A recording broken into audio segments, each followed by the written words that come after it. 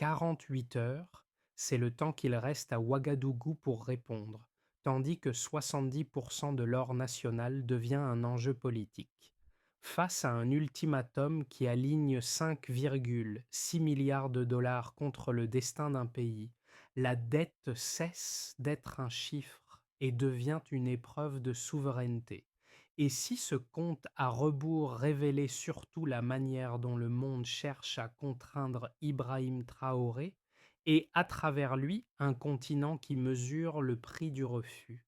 Derrière ces nombres froids se cache peut-être la dernière occasion de choisir la dignité plutôt que la soumission.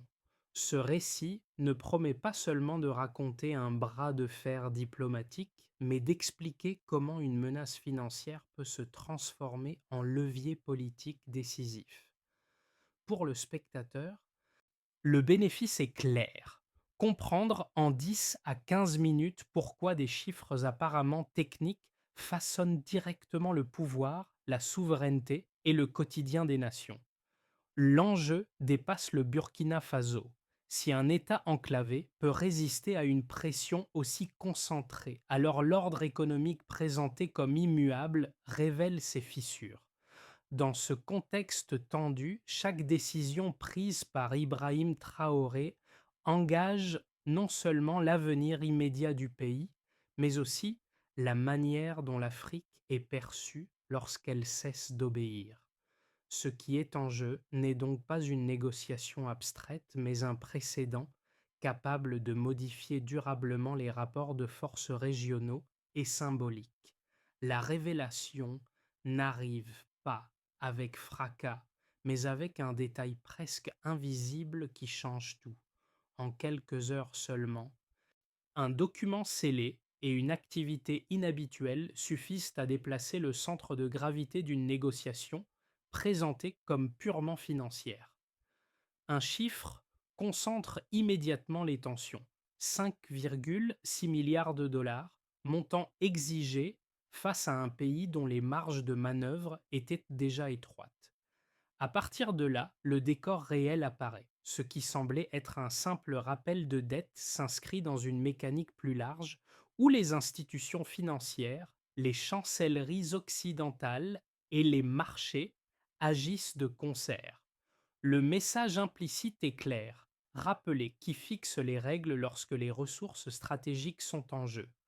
Dans ce cadre, la dette devient un instrument de pression, non un outil de coopération.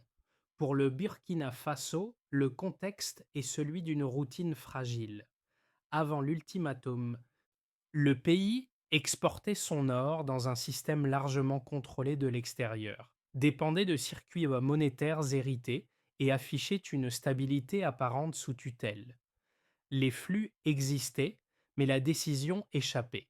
Cette normalité masquait une vulnérabilité structurelle que l'ultimatum rend soudain visible. C'est ici que le rôle d'Ibrahim Traoré prend une dimension particulière. Il ne s'agit pas encore d'un acte de rupture, mais d'un moment d'observation stratégique. Autour de lui, ministres, militaires et responsables miniers croisent les informations. Nature exacte des exigences, délais imposés, signaux envoyés par Washington et Paris. Le silence officiel contraste avec l'agitation diplomatique. Dans les capitales occidentales, l'affaire est traitée comme une urgence à contenir.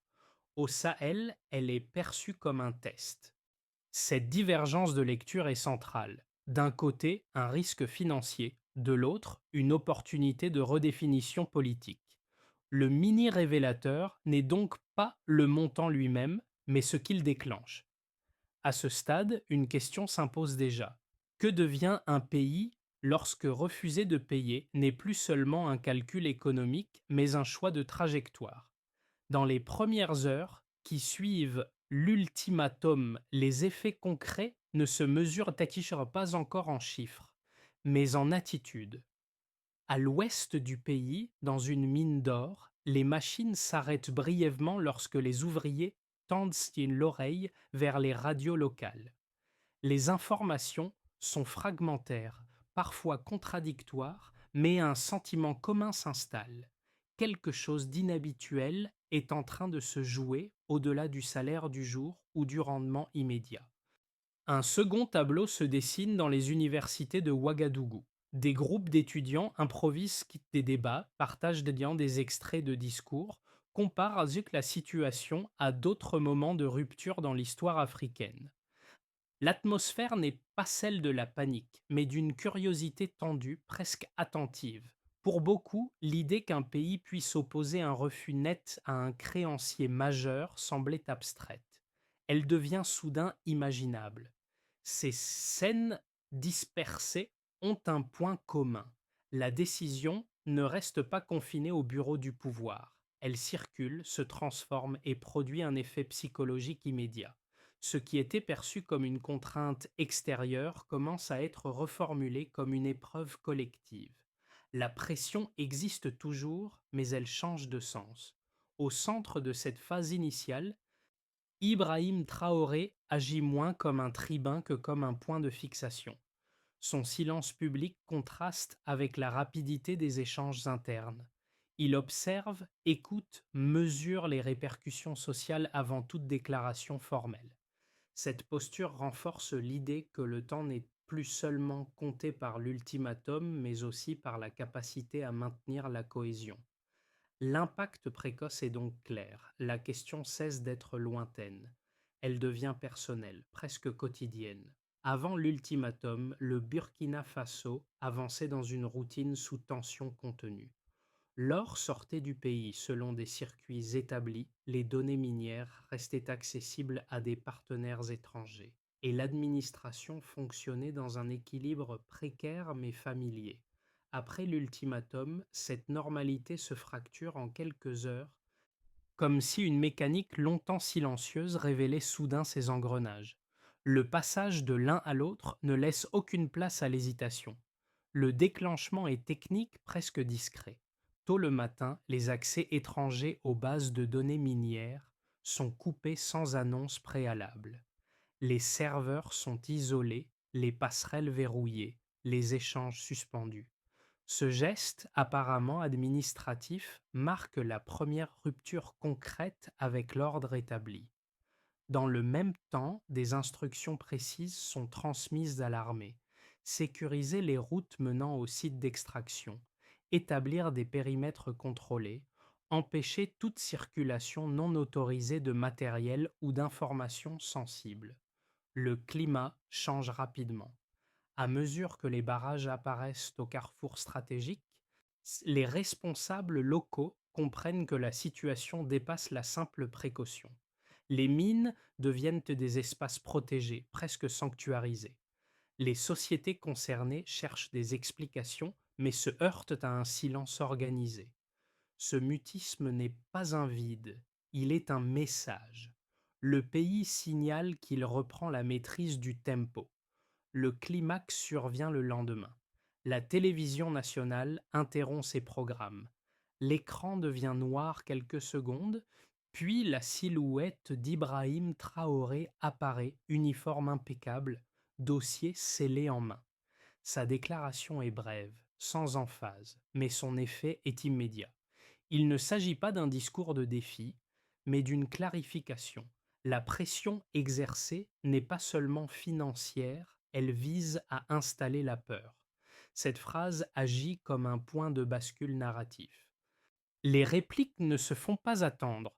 Dans les rues, des slogans apparaissent sur les murs. Les radios communautaires rediffusent l'extrait en boucle. Sur les réseaux panafricains, le message circule bien au-delà des frontières. À Bamako, à Niamey, à Conakry, des réactions officielles et officieuses émergent presque simultanément. Des offres de soutien logistique, sécuritaire ou symbolique sont évoquées. Ce qui semblait être un face-à-face isolé commence à prendre la forme d'une dynamique régionale. À l'extérieur, la lecture est radicalement différente. Les chancelleries occidentales parlent de crispation, de risque d'escalade, de rupture de confiance. Les marchés s'interrogent, les analystes ajustent leurs scénarios. Mais cette inquiétude externe contraste avec l'effet interne. Le pays ne se fiche pas, il s'organise. Chaque décision appelle une autre décision. Chaque heure ajoute une couche à la séquence. La ligne des événements révèle alors sa logique profonde. Il ne s'agit pas d'une réaction improvisée, mais d'une chaîne d'action coordonnée, où le contrôle du temps devient aussi crucial que le contrôle des ressources. Le Burkina Faso ne cherche pas l'affrontement pour lui-même. Il impose un nouveau rythme dans lequel la souveraineté cesse d'être un principe abstrait pour devenir une pratique assumée. La ligne de base est claire et largement documentée. Avant la rupture, le Burkina Faso produisait environ 80 tonnes d'or par an, une ressource qui représentait près de 14% du PIB et plus de 70% des exportations nationales.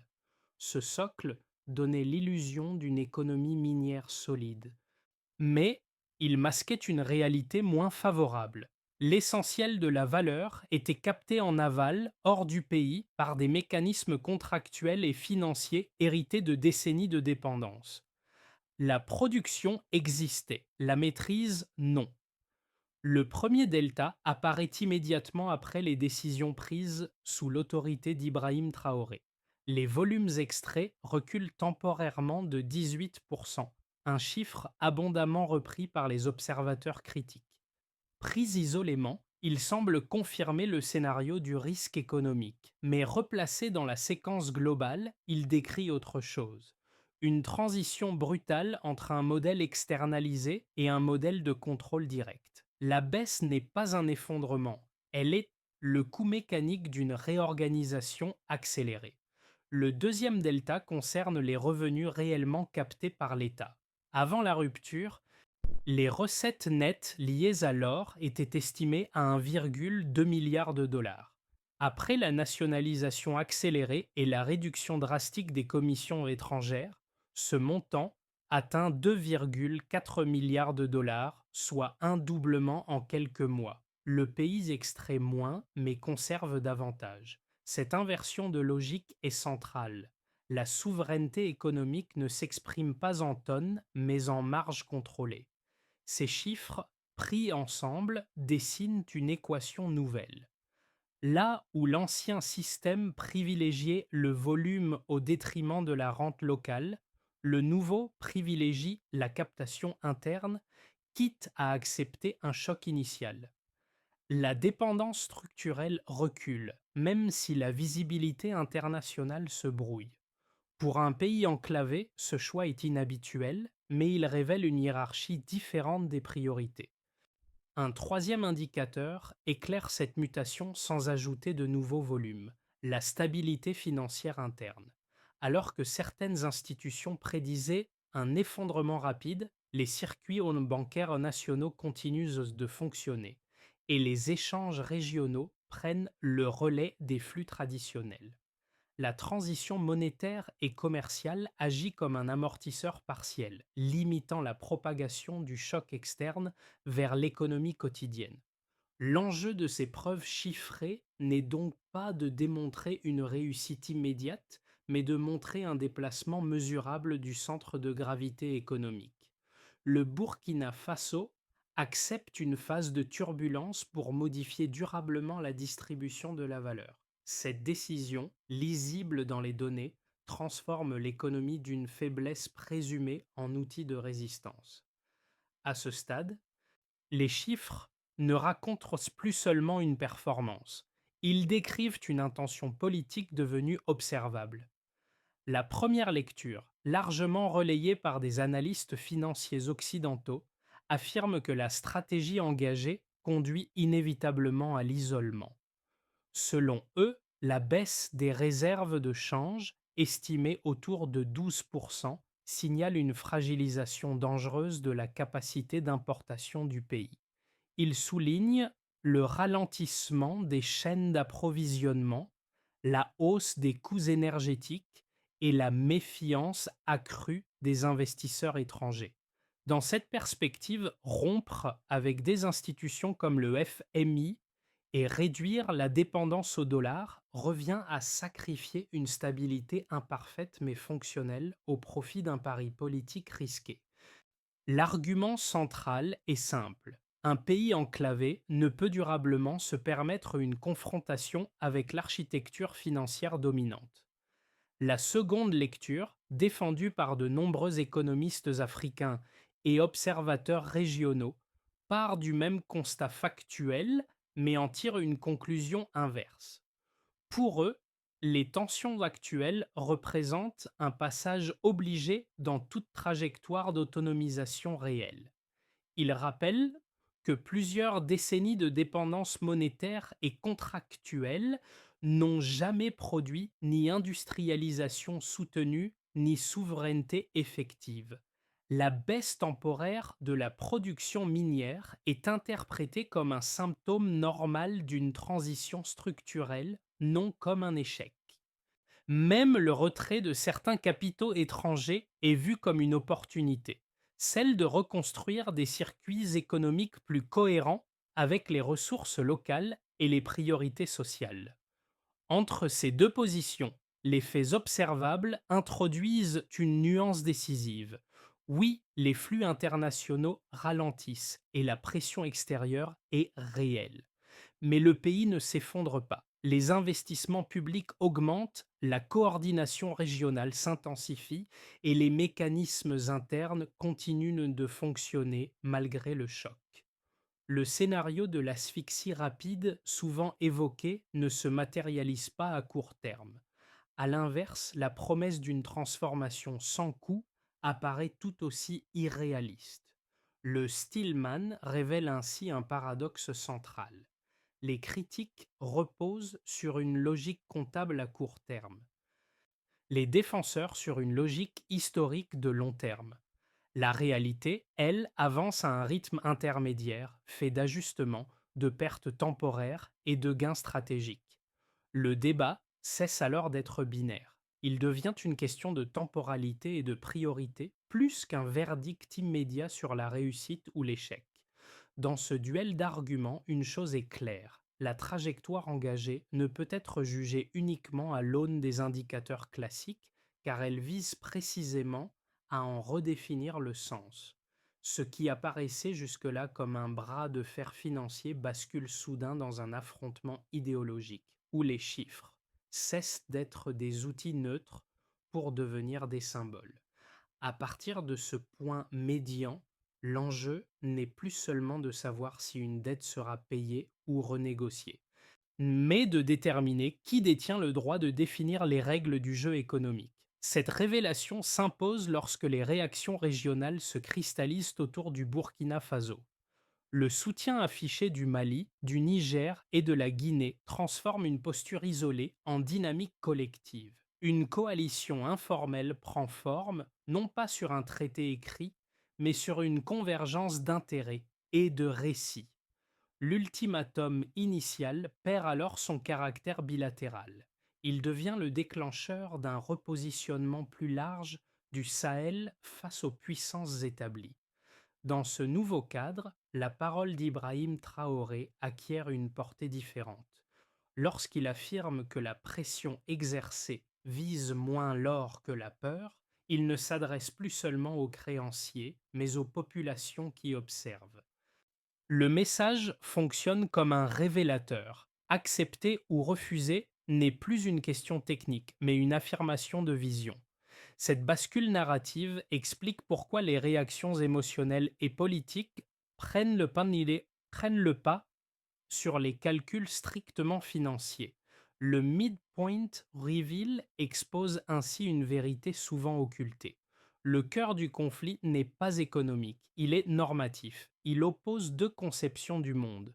L'une où la discipline financière prime sur tout, l'autre où la dignité collective justifie le risque.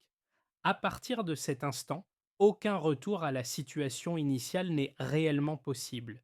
Le premier cercle de répercussion concerne les États du Sahel. Pour le Mali, le Niger et la Guinée, la posture adoptée par le Burkina Faso crée un précédent immédiatement observable. La coordination sécuritaire s'intensifie. Les échanges d'informations deviennent plus réguliers et l'idée d'un front commun cesse d'être purement rhétorique. Ce mouvement n'efface pas les fragilités internes de ces pays, mais il modifie leur perception du possible. Si un État enclavé peut résister à une pression financière concentrée sans s'effondrer, alors l'hypothèse d'une autonomie régionale partielle redevient pensable. Cette conséquence est moins juridique que psychologique, mais elle pèse lourd dans les équilibres futurs. Le deuxième cercle touche l'économie intérieure burkinabé. La réorganisation du secteur minier ouvre un espace inédit pour des acteurs nationaux longtemps marginalisés. Des structures locales émergent pour gérer l'extraction, le transport et la transformation primaire de l'or. Une part plus importante de la valeur reste dans le pays, ce qui stimule des investissements publics dans les infrastructures, l'agriculture et les services. Cette dynamique reste incomplète et fragile, mais elle inverse une tendance ancienne. Au lieu de voir la richesse s'échapper immédiatement, l'économie commence à la recycler en interne. Le choc initial n'a donc pas paralysé l'activité, il l'a reconfigurée. Le troisième cercle concerne la société civile. Dans les villes comme dans les zones rurales, la crise modifie le langage du débat public. Les discussions ne portent plus seulement sur le coût de la vie ou l'emploi, mais sur la souveraineté, la gestion des ressources et la place du pays dans le monde. Les universités, les radios communautaires et les réseaux sociaux deviennent des espaces d'appropriation politique. La figure d'Ibrahim Traoré s'inscrit alors comme un repère symbolique, non pas parce qu'elle résout toutes les frustrations, mais parce qu'elle cristallise une possibilité, celle de dire non. Cette consolidation émotionnelle ne supprime pas les tensions sociales, mais elle les réorganise autour d'un horizon commun. Le quatrième cercle est géopolitique. À l'international, la décision burkinabé modifie les grilles de lecture.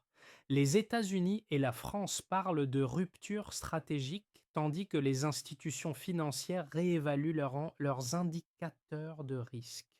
Dans les think tanks africains, en revanche, l'événement est analysé comme un test grandeur nature. Si un pays peut s'écarter d'un système monétaire dominant sans implosion immédiate, alors ce système perd une part de son caractère inévitable.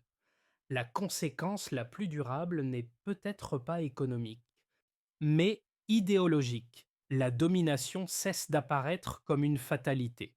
Pris ensemble, ces quatre cercles montrent que la décision initiale a déplacé une ligne rouge. Elle n'a pas seulement affecté un pays, mais a élargi l'espace du débat pour toute une région. Le premier scénario, dit de base, prolonge les tendances déjà observables sans rupture majeure supplémentaire.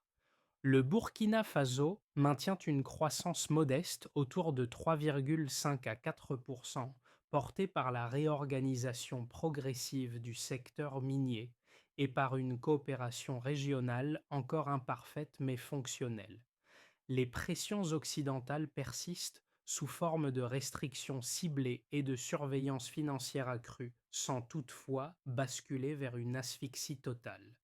Dans ce cadre, le pays demeure vulnérable, mais il avance par ajustements successifs. La trajectoire reste fragile, dépendante de la discipline interne et de la capacité à éviter les chocs exogènes majeurs. Le deuxième scénario, optimiste, repose sur une consolidation rapide des partenariats alternatifs. Des accords renforcés avec des acteurs extra-occidentaux permettent d'accélérer les investissements dans les infrastructures minières, énergétiques et agricoles. La modernisation des capacités de transformation locales crée un effet d'entraînement sur l'emploi et les revenus. À l'échelle régionale, la coopération sahélienne gagne en densité, structurant des circuits commerciaux plus intégrés. Dans cette hypothèse, le Burkina Faso devient un pôle de transition post-dépendance, non exempt de risques, mais suffisamment attractif pour stabiliser sa trajectoire et renforcer son poids politique. Le troisième scénario, dégradé, suppose une escalade des pressions extérieures. Les sanctions financières se durcissent, l'accès au système de paiement alternatif se complique et la reconnaissance internationale des nouveaux mécanismes monétaires ralentit. La production minière baisse davantage, l'économie entre en récession et les tensions sociales s'accentuent. L'État doit alors arbitrer en permanence entre fermeté politique et gestion d'urgence, au risque d'éroder la cohésion interne construite dans la phase initiale. Au-delà de ces trois futurs possibles, une recommandation de lecture s'impose. Il ne faut pas analyser ces scénarios comme des chemins exclusifs, mais comme des forces simultanées susceptibles de se renforcer ou de s'affaiblir selon les décisions quotidiennes. Le véritable enjeu n'est pas de prédire l'issue, mais de comprendre que la trajectoire se joue dans la capacité à piloter l'incertitude plutôt qu'à l'éviter. Pour le premier groupe, celui du grand public qui suit l'actualité internationale sans formation spécialisée, la crise burkinabé agit comme une mise au point brutale. Elle montre comment une décision apparemment technique contenue dans quelques pages et quelques chiffres peut produire des effets politiques et sociaux immédiats. Le spectateur découvre que la dette, souvent perçue comme abstraite, est en réalité un outil de pouvoir concret. Comprendre cette mécanique permet de lire autrement d'autres situations similaires, en Afrique comme ailleurs, où les enjeux financiers masquent des rapports de force plus profonds. Pour le second groupe, composé d'étudiants et de professionnels en économie, et en relations internationales ou en sciences politiques, le cas du Burkina Faso devient un laboratoire à ciel ouvert. Il offre un exemple rare de rupture monétaire et contractuelle en temps réel, avec des données observables et des réactions multiples. Suivre l'évolution des indicateurs, comparer les discours officiels aux effets mesurables, analyser la coordination régionale permet de dépasser les modèles théoriques souvent enseignés. L'expérience révèle les limites des cadres classiques lorsqu'ils sont confrontés à des choix politiques assumés. Un troisième effet, transversal, concerne la manière de consommer l'information. Cette séquence rappelle que les récits de médiatiques façonnent la perception des crises autant que les faits eux-mêmes. Observer comment un même événement est présenté comme une crise ou comme une renaissance selon les espaces géographiques développe un regard critique indispensable. Le spectateur apprend à identifier les biais, les angles morts et les intérêts à l'œuvre dans la construction du discours. Enfin, l'impact le plus durable est peut-être introspectif. La trajectoire du Burkina Faso invite chacun à s'interroger sur la notion de souveraineté dans son propre contexte. Jusqu'où une société est-elle prête à accepter le risque pour préserver sa capacité de choix? Cette question, soulevée par une situation lointaine, résonne bien au-delà du Sahel et transforme le spectateur en acteur plus conscient du monde qui l'entoure. Pour transformer l'élan politique en trajectoire durable, le Burkina Faso doit désormais passer d'une logique de résistance à une logique d'organisation. Ibrahim Traoré l'a rappelé implicitement. Sans méthode, la volonté s'épuise. La première étape concerne la structuration complète du secteur minier. La nationalisation ne suffit pas. Elle doit s'accompagner de mécanismes transparents de gestion, de contrôle et de redistribution. L'objectif est clair, orienter les revenus vers l'éducation, les infrastructures et les services essentiels avec des indicateurs publics permettant de mesurer l'impact réel de chaque pourcentage récupéré. La deuxième étape porte sur l'autonomie énergétique. Le développement accéléré de projets solaires et géothermiques vise à réduire la dépendance aux importations et à limiter l'effet des sanctions ciblant le carburant ou l'électricité. Une production interne plus stable devient une assurance stratégique. Les progrès se mesurent ici en capacité installée, en continuité d'approvisionnement et en baisse des coûts pour les ménages et les entreprises locales. La troisième étape est régionale. La coopération avec le Mali, le Niger et la Guinée doit dépasser le soutien symbolique pour se traduire par des mécanismes concrets. Coordination logistique, harmonisation partielle des politiques minières, échange facilité de ressources stratégiques. La réussite se jauge non par des déclarations, mais par la fluidité des échanges et la résilience collective face aux pressions extérieures. La quatrième étape concerne le capital humain. Former, informer et intégrer les jeunes.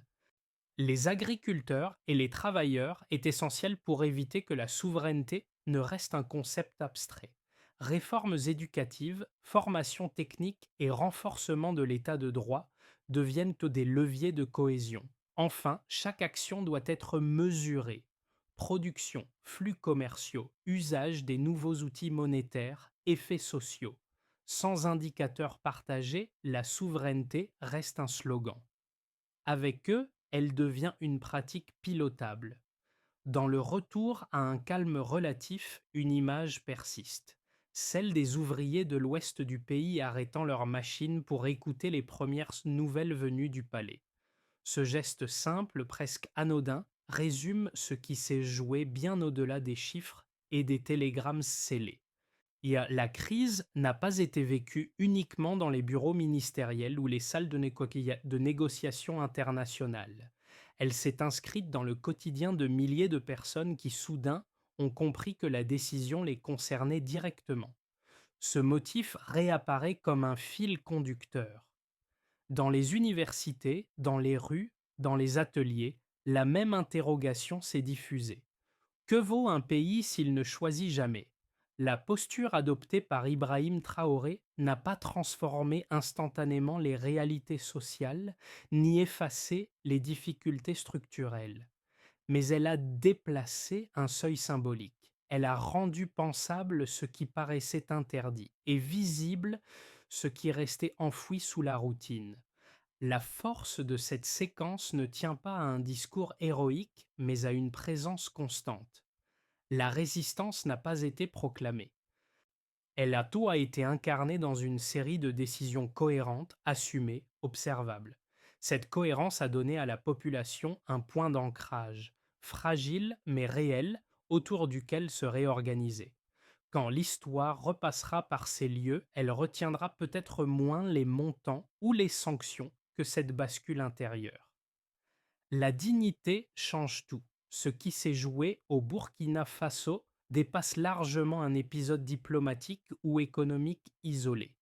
Il s'agit d'un cas concret où un petit État, souvent perçu comme périphérique, a choisi d'exposer au grand jour les mécanismes qui encadrent la souveraineté contemporaine.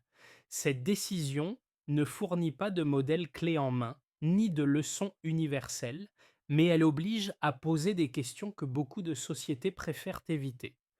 Jusqu'où une nation peut-elle aller pour préserver sa capacité de choix sans basculer dans l'isolement? Pour le lecteur ou le spectateur, l'enjeu n'est pas d'adhérer à une position particulière, mais de comprendre comment ces dynamiques influencent le monde dans lequel il évolue. La trajectoire du Burkina Faso invite à comparer, à mettre en perspective, à relier d'autres situations où la dette, les ressources ou les alliances deviennent des instruments de pouvoir. Elle rappelle que les rapports de force globaux ne sont pas figés mais constamment renégociés, parfois à partir de lieux que l'on croyait marginaux. La figure d'Ibrahim Traoré s'inscrit ici comme un point de départ pour une réflexion plus large, non comme une fin en soi. Ce qui importe n'est pas l'homme, mais ce que son action révèle sur les marges de manœuvre réelles des États et sur le rôle des choix politiques face aux contraintes systémiques. Chaque contexte est différent, mais les questions soulevées résonnent partout. Alors, au-delà du cas burkinabé, une interrogation demeure ouverte. Dans un monde structuré par des règles économiques puissantes, comment concilier coopération, dignité et autonomie sans renoncer à l'une au profit des autres? Cette réflexion, plus que toute conclusion définitive, constitue l'invitation finale de ce récit.